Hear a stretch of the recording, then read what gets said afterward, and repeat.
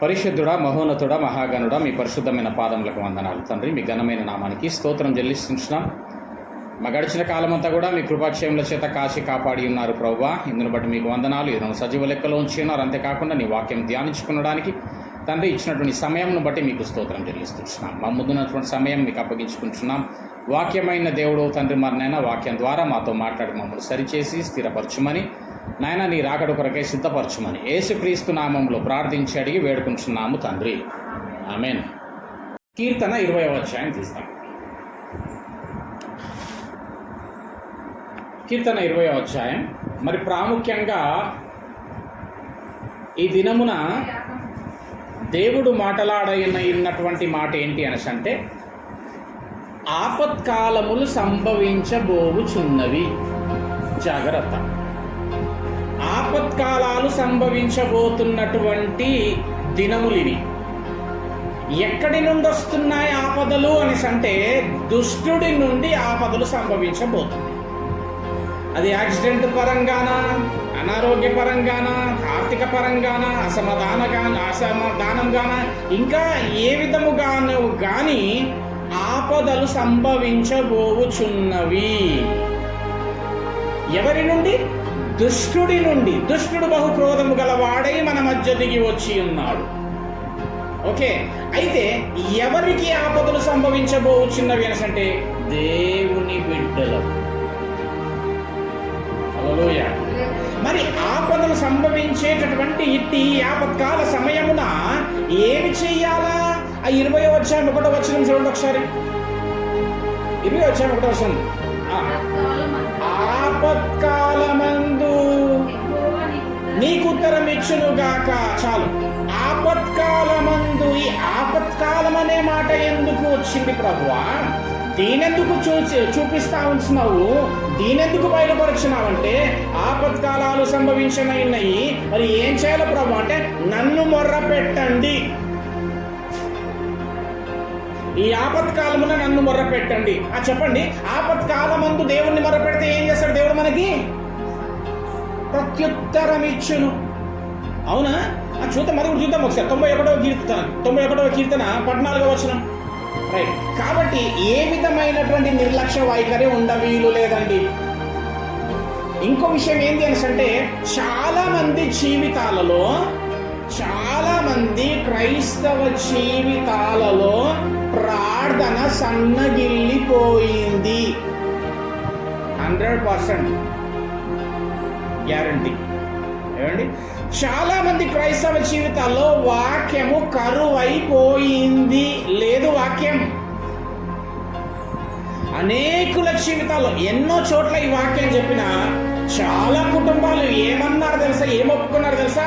నిజమే బ్రదర్, మా జీవితంలో ప్రార్థన చాలా తగ్గిపోయింది. కాబట్టి ఇట్టి సమయమున దుష్టుడు దాడి చేస్తూ ఆపత్కాలములను సంభవింపజేస్తూ వాడు చెరపట్టనై ఉన్నాడు దేవుని బిడ్డలను. పరలోక రాజ్యము పోకుండులాగున, దేవుడు అనుగ్రహించే ఆశీర్వాదములు పొందకుండులాగున వాడు ఆటంకపరచనై ఉన్నాడు. అది ఏ విధము చేతనైనా కావచ్చు. జాగరూకులై ఉండండి.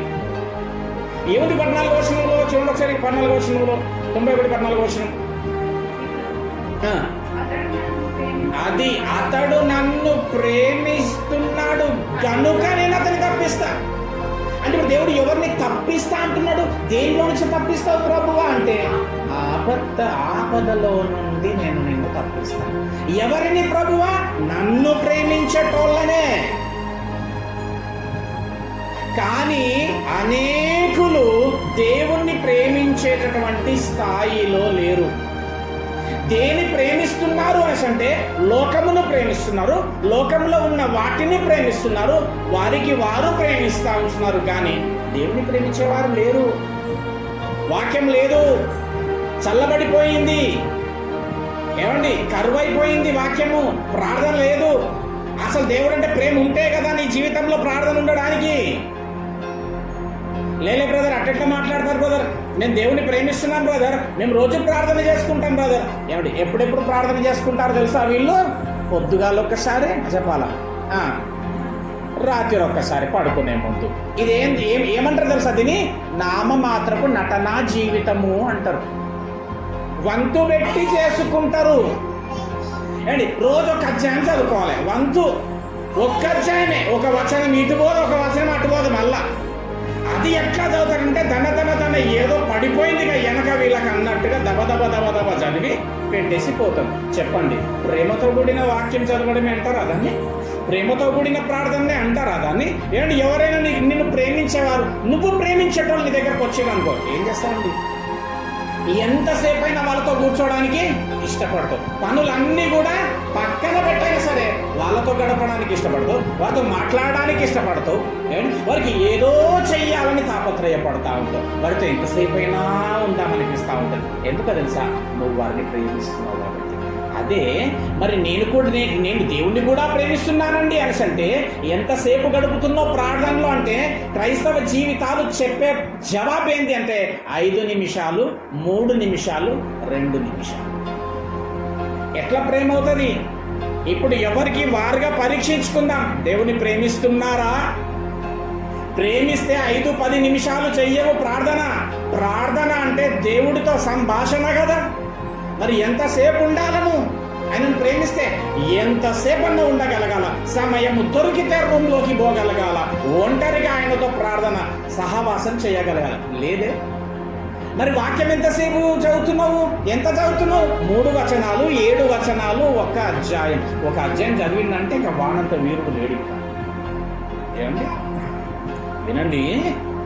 ప్రార్థన చేస్తూ ఉంటేనంట తన కుమారుడు ప్రార్థన చేస్తుంటే దేవుడు చూసి మురిసిపోయి 5 నిమిషాలు అవుతుంది, నా కుమారుడు మోకాన్ని ప్రార్థన చేస్తున్నాడు, అరే 10 నిమిషాలు అవుతున్నది, ఇక నేను కూడా వెళ్ళి సహవాసం చేస్తాను, నా యొక్క కుమారుడి యొక్క హృదయాన్ని ప్రేరేపిస్తాను, నేను నా కుమారుడితో మాట్లాడతానని చెప్పి అనుకునే లోపే ఇక్కడ వీడు ఏం చేస్తాడంటే యేసు నామములో ప్రార్థిస్తున్నాము తండ్రి ఆమేన్ అంటే ఆగిపో, నేను బిజీగా ఉన్నాను, రాకు, నాతో ఇప్పుడు మాట్లాడే టైం నాకు లేదు ప్రభువా, ఏదో నేను చెయ్యాలా కాబట్టి 10 నిమిషాలు చేసిన నువ్వు దానికి టెంపైపోయి రాకు. ఓకేనా? యేసు నామములో ప్రార్థిస్తున్నాము తండ్రి ఆమేన్. అయ్యో ఆగిపోయి ఇక వాక్యం చదువుతుంటాడు వీడు. వాక్యం 1 వచనమైంది, 5 వచనాలైంది, 10 వచనాలైంది, అబ్బో ఒక అధ్యాయం దాటిపోతున్నాడు నా కుమారుడు. కనీసం వీడితో వాక్యంతోనన్నా మాట్లాడనేసరికి వీడికి కావలింతలు వస్తూ ఉంటాయి, కురుకొస్తుంది, ఒళ్ళంతా విసిగెక్కిపోతుంటుంది. అట్లా వాక్యముతోనన్నా మాట్లాడదామనుకునే లోపే వాక్యాన్ని మూసేసేస్తుంది. చెప్పండి, దేవుడు ఎట్లా మాట్లాడాలా? ఎట్లా మీతో సహవాసం చేస్తాడు? మీ జీవితంలో ఎట్లా తన కార్యములను ఎట్లా నెరవేర్చుకుంటాడు మీ జీవితంలో? ఇక నాలాంటి వాడు కనబడగానే ఇతను ఏం చేస్తాడంటే వచ్చి, బ్రదర్ ఎందుకు బ్రదర్ నాకు ఇట్లా అవుతుంది, ఎందుకు బ్రదర్ దేవుడు ఇట్లా చేస్తుండే, ఈ అమ్మ వచ్చి మాట్లాడుతుంది నాతో, ఎందుకు బ్రదర్ దేవుడు నాకే ఎందుకు బ్రదర్ ఇట్లా కావాలా? ఒక్కసారి అద్దం ముందుకెళ్ళి పరీక్షించుకో బిడ్డ అంటే ఉన్న బహిరంగం అంతా బట్టబయలేదు. కానీ పరీక్షించుకోరు ఇల్లు. ఎదుటి వాడిని పరీక్షించేటోళ్ళు అయి ఉంటారు మనుషులు తప్ప తమకు తాముగా పరీక్షించుకునేటటువంటి వారుగా ఉండరు. కాబట్టి బిడ్డ, దేవుడు బయలుపరిచినటువంటి చెప్పినటువంటి మాట ఏంటంటే అనేక క్రైస్తవ జీవితాలు, నా బిడ్డల జీవితాల్లో ప్రార్థన లేదు, వాక్యం లేదు. చలో అవకాశం ఇస్తా అన్నా, నేను ప్రార్థన చేస్తున్నా అనేటోళ్ళు చేయలేమని చూద్దాం. అట్టి విధమైన ప్రార్థన, అట్టి ప్రేమతో కూడిన ప్రార్థన, విసుగు రాకుండా చేసే ప్రార్థన, ఒళ్ళు అలసిపోకుండా చేసేటటువంటి ప్రార్థన, ఏమండి బోర్ కొట్టకుండా చదివే వాక్యము, ఎంతసేపైనా ఉండాలని మనసు తాపత్రయపడేటటువంటి ప్రార్థన లేదు. దేవుడు చెప్తున్నాడు, బిడ్డ జాగ్రత్త, నువ్వు సాతానుకు సంధిస్తున్నావు, నువ్వు సాతానుకు అవకాశం ఇస్తున్నావు, వాడు నిన్ను చెరపట్టనై ఉన్నాడు, ఆపదలు సంభవించనై ఉన్నాయి, నన్ను మొరడు. ఈ మొర ఎట్లా పెడతారు తెలుసా? ఈ ప్రార్థనలో యాక్టింగ్ చేస్తూ ఉంటారు. ప్రార్థనలో నటనతో కూడిన ప్రార్థన ఎట్లా ఉంటుంది తెలుసా? అది యేసయ్యా నీకు వందనాలు నాయనా, తండ్రి నీకు స్తోత్రము నాయనా. వద్దు, ఆ వాయిస్ వద్దని చెప్తున్నాడు దేవుడు. అట్లా న్యాచురల్గా చెయ్యు, సంతోషంతో చెయ్యు, ఉత్సాహంతో చెయ్యు. నాతోని కదా నువ్వు సంభాషణ, నువ్వు నాతో గడుపుతున్నప్పుడు ఎందుకు వద్దు, సంతోషంతో చెయ్యి, ఉత్సాహంతో చెయ్యి. అదిగో రోగం చేత బాధపడటం గురించి అయ్యు, దిక్కులేని వారి గురించి, అసమాధానంతో ఉన్న వారి గురించి, ఆర్థిక ఇబ్బందులు ఉన్న వారి గురించి, ఆత్మహత్యలకు ప్రేరేపింపబడుతున్న వారి గురించి, రక్షణ లేని వారి గురించి, బంధకాల్లో ఉన్నటువంటి వారి గురించి చెయ్యు, ప్రార్థన చెయ్యు. ఏంటి దేవుడు చెప్తా ఉన్నాడు, నటనతో కూడిన ప్రార్థన అన్న. నటనతో కూడిన ప్రార్థన కూడా ఉంటుందా అన్న? చూపిస్తా. హల్లెలూయా. మరి ఇంటి విధముగా దేవుని బిడ్డలమైనటువంటి మన పైన సాతాను దాడి చేస్తున్న వేళ దేవుడేం చేస్తున్నాడు? యోహాను సువార్త 17వ అధ్యాయం చూద్దాం. దేవుడేం చేస్తున్నాడో కదా మరి. యోహాను సువార్త 17వ అధ్యాయం 18వ వచనం, 14వ వచనం.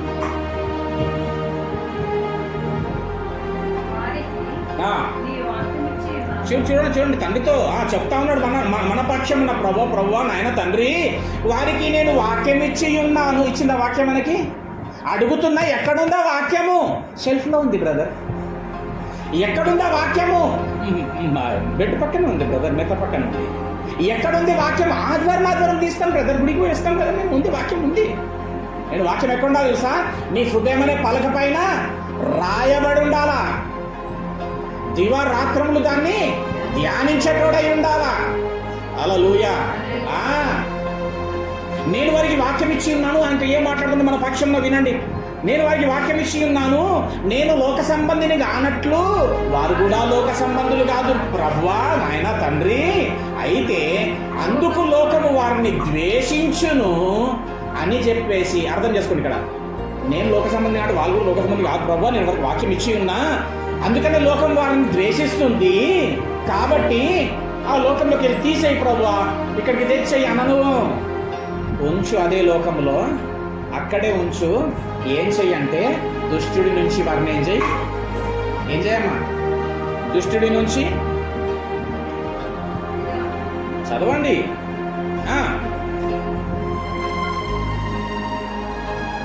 ఏమైంది బిడ్డ? అడ్డలియాలనా? నేను లోక సంబంధుని కానట్టు గనుక లోకము వారిని ద్వేషిస్తుంది. నీవు లోకములో నుండి చూసిన వారిని తీసుకొని పొమ్మని నేను ప్రార్థించటం లేదు, కానీ దుష్టుడి నుండి వారిని కాపాడుమని ప్రార్థిస్తున్నా ప్రభువా. అంటే నీ యొక్క వాక్య ప్రకారముగా నీవు గనక నిజముగా దేవుణ్ణి మొరపెట్టే దానవై, ప్రేమతో దేవుణ్ణి మొరపెట్టే ప్రార్థించేటటువంటి దానవై ఉంటే గనక నీ జీవితంలో ఈ సమయంలో ఏం జరగబోతుందో తెలుసా? దుష్టుడిపై నీకు విజయం ఇవ్వబోతుంది, లోకం పైన విజయం ఇవ్వబోతున్నాడు. ఇది చక్కటి ఆశీర్వాదములను పొందుకునేటటువంటి వేళ. నువ్వు తీసుకునే తీర్మానము పైన ఈ యొక్క దేవుడి దీవెనలు, ఆయన నడిపింపు, ఆయన ప్రణాళికని పైన ఉద్దేశములు నెరవేర్చబడేటటువంటి చక్కటి సమయము, మంచి నిర్ణయము చేత ముందుకెళ్ళు. దేవుడు అట్లాగా అన్నిటా విజయమునిచ్చి ఆశీర్వదించదలిచిన్నాడు గనుక ఈ ఆశీర్వాదములు నేను పొందకుండా లాగున వీడు మనకి ఆపదలు సంభవించేట్టుగా అసమాధానము పాలు చేస్తూ ఏమండి నిన్ను చెరపట్టడానికి వీడు ప్రయత్నం చేస్తున్నాడు. వీడికి విడిపింపబడాలంటే నువ్వేం చేయాలా? ప్రేమతో దేవుణ్ణి కొనియాడాలి, ప్రేమతో దేవుణ్ణి ప్రార్థించాలి, ప్రేమతో దేవుడితో సహవాసం చేయాల, ప్రేమతో దేవుడితో వాక్యం ద్వారా మాట్లాడాలా. హల్లెలూయా. చెప్తున్నాను ప్రభువా, నేను వారికి వాక్యం ఇచ్చిన, నేను లోక సంబంధులు ఎట్టయితే కాదో వాళ్ళు కూడా లోక సంబంధులు కాదు, కాబట్టి లోకంలో వారికి అసమాధానం వస్తుంది. అందుకే లోకం వారిని దూషిస్తుంది, ద్వేషిస్తుంది, నిందిస్తుంది, అవమానపరుస్తుంది. వారు అనుకున్న కార్యములు జరుగుతలేవు కావచ్చు, ఎందుకంటే లోక సంబంధులు కాదు వాళ్ళు అని చెప్పి అక్కడి నుంచి తీసే ప్రభు అంటలే. ఆయన ఉంచి ఆ లోకము పైన వారికి జయం, ఆ దుష్టుడి పైన వారికి జయం, విడిపించు దుష్టుడి నుంచి. మనము దుష్టుడి నుండి విడిపింపబడబోచున్న వారము, విడిపింపబడిన వారము, దుష్టుడి పైన జయము పొందు వారము. హల్లెలూయా. మరి ఎట్లా ప్రార్థన చేయాలి, ఏం చేయాలి ప్రభువా? ద్వితీయోపదేశకాండం 6వ అధ్యాయం ద్వితీయోపదేశ కాండము 6వ అధ్యాయానికి వెళ్దాం. గనుక ఈ చల్లబడిపోయిన నీ ఆత్మీయ జీవితాన్ని నీ ఆత్మనంట మండిస్తుండాలంట వాక్యం ద్వారా. హల్లెలూయా. నీ ప్రార్థన ద్వారానంట ఆత్మను మండిస్తుండాలంట. ఆత్మ ద్వారా శరీర కార్యములను జయించాలి. చూడండి 3వ వచనం నుంచి చదువుకున్నాం. 6వ అధ్యాయం 3వ వచనం నుంచి. కాబట్టి ఇశ్రాయేలు నీవే, నీ పితరుల దేవుడైన యెహోవా నీతో నేను చాలా మాటలు చెప్పిన, చాలా విషయాలు చెప్పిన, చాలా ఆశీర్వాదాలు నేను నీతో పలికిన, నీతో చెప్పిన ప్రకారంగా పాలు తేనెలు ప్రవహించే దేశములో చూడండి మీకు మేలు కలిగి మీరు బహుగా అభివృద్ధి పొందునట్లు నీవు వాటినంటే చెప్పుతున్నటువంటి వాటిని మాటలను, ఈ వాక్యమును, ఈ ఆజ్ఞలను గైకొని నడవవలెను, నడుచుకొనవలెను. అంటే ఈరోజు వింటున్నటువంటి వాక్య ప్రకారంగా నువ్వు తీర్మానం తీసుకొని నిజముగా దేవునికి మొరపెట్టేటటువంటి దానవై ఉంటే, ప్రేమతో దేవుడితో సహవాసం చేసేదానివై ఉంటే, దేవుని ప్రేమించేటటువంటి స్థాయిలోనికి కనుక నువ్వు ఉంటే, ఆ యొక్క పరిస్థితిలో దేవుడు నిన్ను ఏం చేస్తాడంట అంటే, ఆ స్థితిలో నుంచి దేవుడు నిన్ను లేవనెత్తి నిన్ను విడిపించి నిన్ను గొప్ప చేసేటటువంటి వాడై ఉన్నాడు. హల్లెలూయా. అత్యధికమైనటువంటి ఆశీర్వాదముల బహుగా నీవు ఫలించేటటువంటి విధంగా దేవుడు దీవించనే. రైట్. ఎట్లుంటారు ఇప్పుడు? ఎంత ప్రార్థన చేస్తారు? పొద్దుగాల సాయంత్రమా? సమయం ఎప్పుడు దొరికితే అప్పుడు వాక్యంతో ఉండాలా. టీవీతో కాదు, సీరియళ్లతో కాదు. ఏమండి, నిజంగానే దేవుడికి ప్రేమ ఉంది అని అంటే వినండి. ఇంకా కింద చూడండి, ఒక మాట చదవండి. అక్కడ కింద ఒక మాట చదవండి, కంటిన్యూ చేయండి ఒకసారి. అదే కంటిన్యూ. 4వ వచనం. వినుము, అద్వితీయుడైన, అన్ని ఎరిగిన వాడాయన అద్వితీయుడు. చూడండి, నీ పూర్ణ హృదయముతోను, నీ పూర్ణ ఆత్మతోను, నీ పూర్ణ శక్తితోను ఉందా? ఎట్లా ప్రేమించాలో అట్లా ప్రేమించాలి. సగము ప్రేమ కాదు, ఉండిలేని ప్రేమ కాదు, నటనతో కూడినటువంటి ప్రేమ కాదు చూపించేది నువ్వు ఆయన దగ్గర. పూర్ణమైనటువంటి ప్రేమ ఆయన కోరుకుంటున్నటువంటి ఎట్లాంటి ప్రేమ? పూర్ణమైనటువంటి ప్రేమ. లేదు బ్రదర్, మేము ప్రార్థన చేస్తాం, మేము దేవుని ప్రేమిస్తాము అని అంటుండొచ్చు. ఏమండి, అట్టివారే అయ్యుంటే ఎక్కడనైనా ఒక ఇద్దరు కలుసుకున్నారనుకోండి, ఒక ముగ్గురు కలుసుకున్నారనుకోండి, ఆ కలుసుకున్న వారి మధ్య ఎక్కడైనా ఎప్పుడైనా దేవుని గూర్చి మాట్లాడేటటువంటి సంభాషణలు మీరు ఎక్కడైనా విన్నారా?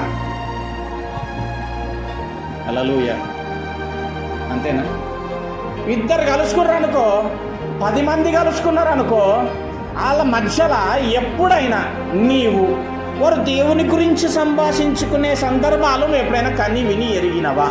మరి ఎక్కడున్నారు ఇంకా దేవుని ప్రేమించటం? అస్సలు వినలే. అరే అంటే ఏమైందంటాడు? అరే మొన్న అది కూడానట, ఇట్లనంట, వాళ్ళైతే మొన్న నిన్న చూసిన అవును అట్లే మంచిగా పాటారు, మంచిగా ఇప్పుడు తెలుస్తుంది బాగైంది తప్ప దేవుని గురించిన ముచ్చట మాత్రము ఉండదు. ఇంకొక హైలైట్ చెప్పాలన్నా, అది నువ్వైనా సరే. హల్లెలూయా. ఏమండి, కానీ 91 కీర్తనలు ఏముంది తెలుసా? అతడు నన్ను ప్రేమిస్తున్నాడు గనుక నేను అతన్ని తప్పిస్తాను, విడిపిస్తాను. అతడు నా నామమును ఎరిగినవాడు గనుక నేను అతన్ని కనపరుస్తాను రాసింది అక్కడ. 91 కీర్తన 14వ వచనంలో అతడు నా నామమును ఎరిగినోడు గనుక నేను కనపరుస్తాను. నామమును ఎరిగినోడు ఎట్లుంటాడు తెలుసా? ఎవరు కనబడ్డా, ఎంతమందితో కలిసినా, ఒక్కొంతో కలిసినా, 10 మందితో కలిసినా కానీ వాడు మాట్లాడే మాట ఏం మాట ఉంటుంది? వాక్యం గురించి మాటనే ఉంటుంది. దేవుడి గురించి మాటని చెప్తా ఉంటాడు. దేవుడు. అందుకే అసలు చూడగానే ఇంకొకరు పారిపోతా ఉంటారు. అబ్బా వీడికి దొరికితే. ఇది క్రైస్తవ జీవితం. ఏమండి, బయట తిరిగే వాడితో సమయం కాగానే 10 మంది ఉంటారు, ఆడితే 20 మంది ఉంటారు.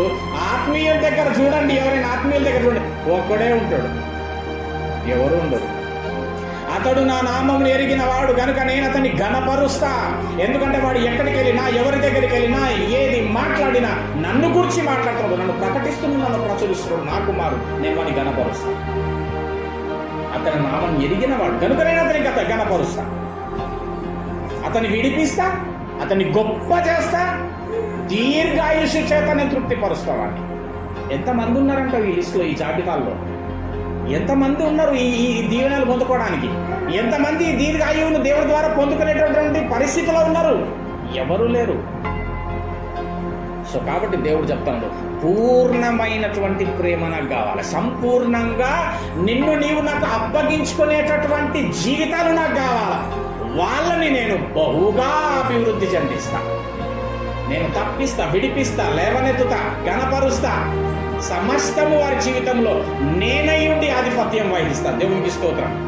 ఏమండి, అట్టి దేవుడిని, ఇట్టి వాగ్దానాలను అన్ని కూడా పక్కన పెట్టి కనబడుతున్న మనుషులపైన ఆధారపడుతున్నాడు తోటి మనిషి.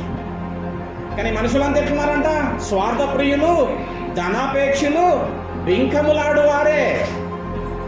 నువ్వు బాగుంటే నీ ఇల్లు నిండుంటది, నువ్వు బాగలేవనుకో బెల్లం ఉన్నంతసేపే ఈగలంట, బెల్లం అయిపోయిందంటే ఒక ఈగ ఉండదంట. అంటే మనుషుల తత్వం అది. అందుకే నువ్వు రాజులను నమ్ముకుంట కంటే, ఆశ్రయించట కంటే దేవుణ్ణి ఆశ్రయించటం మేలు. హల్లెలూయా. రైట్. కాబట్టి దేవుడు ఇప్పుడు బిడ్డ, ఆపత్కాలంలో సంభవించిన దినములు బాలే, మనుషుల ప్రేమలు చల్లారిపోయినాయి, నా పైన ఆధారపడు, నన్ను మొర్రపెట్టు. నటనతో కూడిన మొర వద్దు, యాక్టింగ్ చేయొద్దు మొరలో, ప్రార్థనలో. ఏంటంటే ప్రార్థనలో కూడా యాక్టింగ్ చేసే ప్రార్థన ఉంటుందా? ఉంటుంది. 145వ కీర్తన తీయండి ఒకసారి. 145వ కీర్తనలో ఏం చెప్తామో చూద్దాం ఒకసారి. 145వ కీర్తన 18వ వచనం. 145:18వ వచనం చూసినవా? తనకు మొర్రపెట్టు వారందరికీ. మళ్ళా ఇదేం రాసింది కదా? ఇది ఎందుకు రాయాలా? తనకు మొర్రపెట్టు వారందరికీ నేను సమీపంగుంటాను రాయొచ్చు కదా. ఆయన ఏమంటాడు? తనకు మొర్రపెట్టు వారందరికీ అని నిజముగా మొర్రపెట్టేటోళ్ళు. అంటే ఇంకేం మొర్రపెట్టేటోళ్ళు ఉన్నారనమాట? ఉత్తుత్తగానే మొర్రపెట్టేటోళ్ళు కూడా ఉన్నారు. చూస్తావా? యాక్టింగ్ చేసే వాళ్ళు ఉన్నారు, నటన, నామమాత్రపు ప్రార్థనలు. ఆ ప్రార్థన కాదు, నిజముగా మొర్రపెట్టే వారికి ఏమైంటాడంటే దేవుడు చూడండి, సమీపముగా ఉన్నాడు. హల్లెలూయా. దేవుడు నీకు సమీపముగా, దేవుడు నీ కుటుంబానికి సమీపముగా, నీతో దేవుడు, నీ కుటుంబముతో దేవుడు సహవాసం కలిగి ఉండాలనుకుంటే నువ్వు దేవుడికి నిజముగా మొరపెట్టేవాడు. నేను పోయినాక కూడా రాత్రంతా కూడా మీరు చెక్ చేసుకోండి, నిజంగా మొర్రపెట్టేటోళ్ళమా, యాక్టింగ్ చేస్తున్నాను?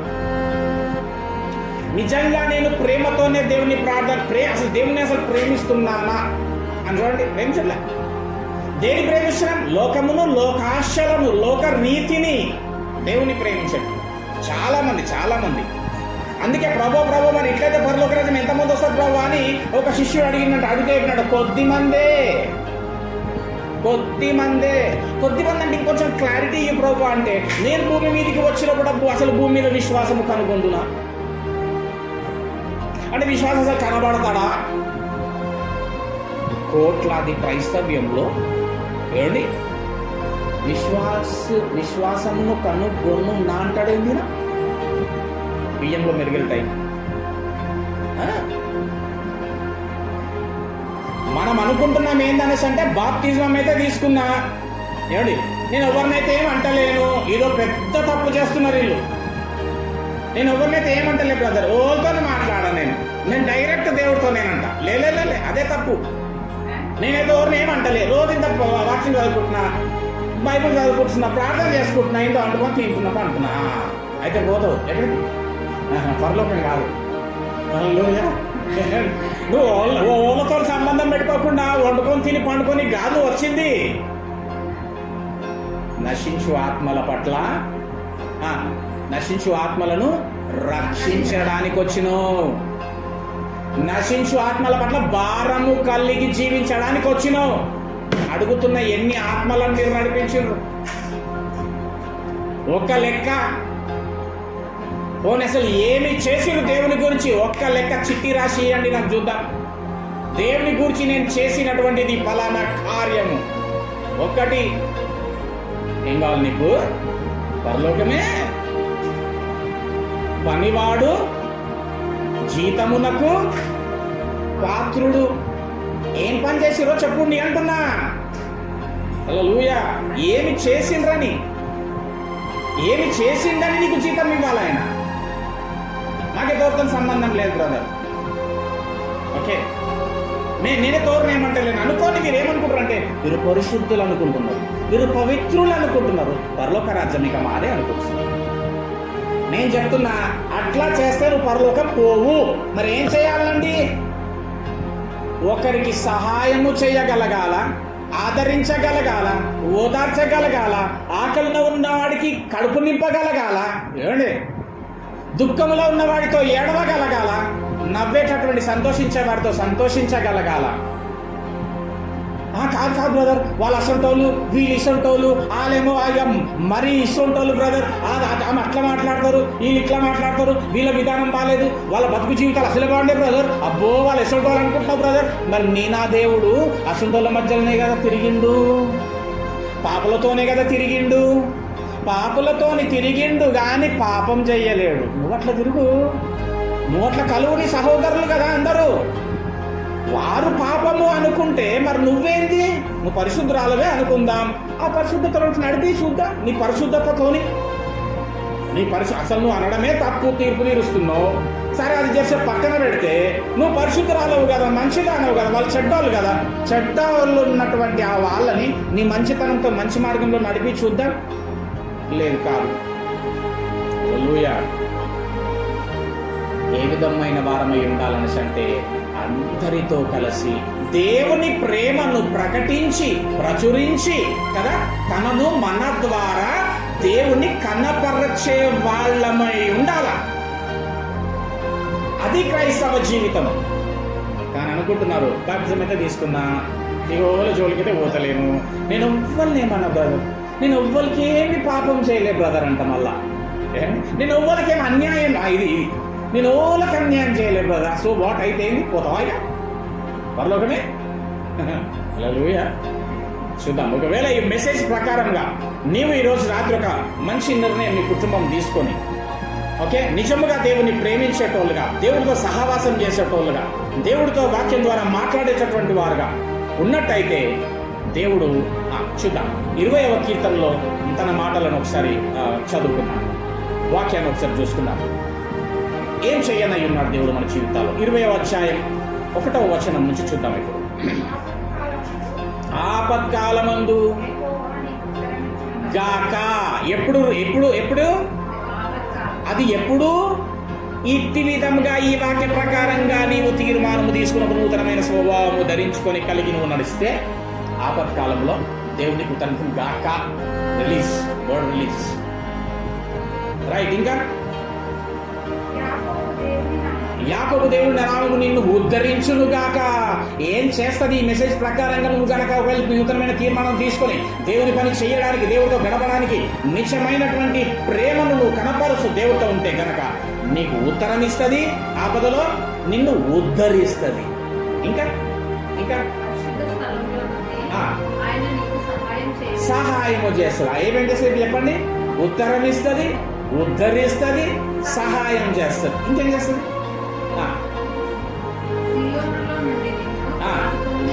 ఆదుకుంటది. అసలు ఇప్పుడు ఏం చేస్తుంది? ఉత్తరం ఇస్తుంది, ఉద్ధరిస్తుంది, సహాయం చేస్తుంది, ఆదుకుంటది. దేవుడు ఇట్టి విధముగా మన జీవితాల్లో ఆయన చేయనై ఉన్నాడు. గనుకనే దేవుడు ప్రకటిస్తూ చెప్తూ ఉన్నాడు వాక్యం ద్వారా, ఆపత్కాలంలో వస్తున్న ఆపదలు పడకండి బిడ్డ, నేను మిమ్మల్ని బహుగా ఆశీర్వదించనై ఉన్నా, నేను మిమ్మల్ని ఇట్టి విధంగా ఆదుకొననై ఉన్నా, మిమ్మల్ని నేను ఉద్ధరించనై ఉన్నా. ఈ ఆశీర్వాదములు కొంత గుండు లాగున దుష్టుడు కుయుక్తి కలిగి నీ జీవితంలో, నీ కుటుంబంలో వాడున్నాడు, వాడిని తరిమై నీ ఆత్మీయ జీవితముతో, నీ ఆత్మీయ సహవాసంతో, నీ ప్రార్థనతో, వాక్యంతో వాటి తరిమేయి. నేను నీకు సమీపముగా ఉంటాను. హల్లెలూయా. ఇంకా ఇంకా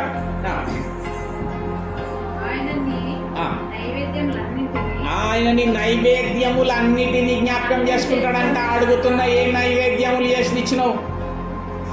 ఏం నైవేద్యములు ఇచ్చినావు? ఉన్నాయా ఏమైనా నైవేద్యములు? నైవేద్యములు అంటే ఏంది? దేవుడి గూర్చి చేసినటువంటి పనులు. నువ్వు దేవుడి గురించి చేసినటువంటి ఆ పనులను జ్ఞాపకం చేసుకొని ప్రతిఫలం ఇయ్యనయ్యి ఉన్నాడు. ఎవరెవరు పనులు చేసిరో వాళ్ళకి ప్రతిఫలాలు అయితే రాబోతున్నాయి. దేవునికి స్తోత్రం. హల్లెలూయా. ఎక్కడెక్కడ ఏమేమి దేవుడి గూర్చి ఏదైతే చెయ్యాలని, నేను ఇవ్వాలని, నేను ఉండాలని, నిలబడాలని ఏదైతే నువ్వు ముందుకు వచ్చినావో దానికి ప్రతిఫలాలు పొందనై ఉంటావు. నీ నైవేద్యములను జ్ఞాపకం చేసుకుని నీ దహన బలులను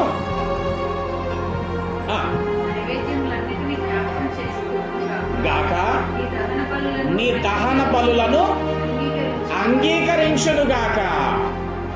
ఏం చేసినావు? దేవుడు కూర్చున్నటువంటి కార్యములు ఏం చేసినావు? ఏది ఏది విడిచిపెట్టుకొని హృదయం నలగొట్టుకొని హృదయాన్ని నువ్వు దహన బలిగా ఇచ్చేసినావు? ఏ సమయంలో ఇచ్చినావు? ఎట్టి విధంగా అర్పించుకుంటున్నావు? నువ్వు దాన్ని జ్ఞాపకం చేసుకుంటాడంట దేవుడు. హల్లెలూయా. కాబట్టి నీవు ప్రార్థన చేసుకోవడమే కాదు, రోజు వాక్యం చదువుకోవడమే కాదు, చదువుకుంటున్న ఆ దేవుని యొక్క క్రియలను చదివిన నీవు అట్టి క్రియలు కలిగి జీవించాల. యేసు నామములో మీరు బాప్తిసం పొందిన మీరందరూ కూడా క్రీస్తును ధరించుకొని ఉన్నవారు కదా, గలతీలో రాస్తాడు కదా. కాబట్టి నువ్వు క్రీస్తుని ధరించుకొని ఎక్కడున్నావు? క్రీస్తు ఏం చేసిండమ్మా? మత్తయి సువార్తలో 3వ అధ్యాయంలో బాప్తిజం పొందిండు అంటే ఆడికి ఏం చేసిండు? అంతా ఇదేనా? బాగులేని వాళ్ళని బాగు చేసిండు, ఆదరించిండు, ఓదార్చిండు. అవునా? నక్కలకు బొరియలు ఉండేనంట, పక్షులకు గూళ్ళు ఉండేనంట, ఈయనకు మాత్రము స్థలమే లేదంట. మనకు మాత్రము ఏసీలు కూడా ఉంటాయి ఎక్కువ తక్కువ పడితే, కానీ దేవుని క్రియ మాత్రం ఒకటి ఉంటుంది. హల్లెలూయా. అన్నీ ఉంటాయి. మనం ఉండడం తప్పనట్లే, ఉండని. కానీ నీవు ఈ భూమి మీద ఉన్న ఈ ఆయుష్ కాలములో నీవు ఏమి చేస్తున్నావు? నీ ఆత్మీయ జీవితం నడవడిక ఎట్లుంది? Is important. కలిగిన దానిలో చెయ్యాలా, ఉండాలా. లేదండి మేము దేవుణ్ణి ప్రేమిస్తున్నామండి, లేదండి మేము చెప్పడము కాదంట, చెప్పేదాంతో కనపరచబడదంట, అది క్రియ ద్వారా బయలుపడుతుందంట. హల్లెలూయా. 20వ అధ్యాయము అదే 20వ అధ్యాయము 7వ వచనం చదవమ్మా. కొందరు ఎట్లుంటారు తెలుసా? నువ్వు అట్లుండదు బిడ్డు. కొందరు ఎట్లుంటారు? రథములను బట్టి, కొందరు గుర్రములను బట్టి. అంటే ఏందో తెలుసా?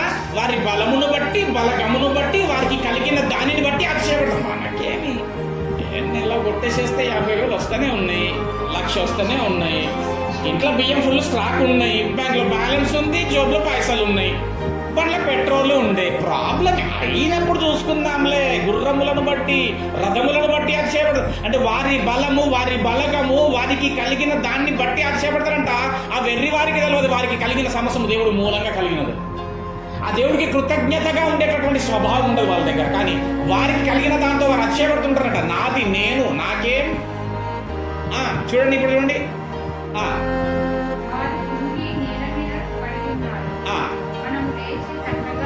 చదవాలి, కరెక్ట్ చదవాలి. అది అది అది మింగేషను. మనమైతే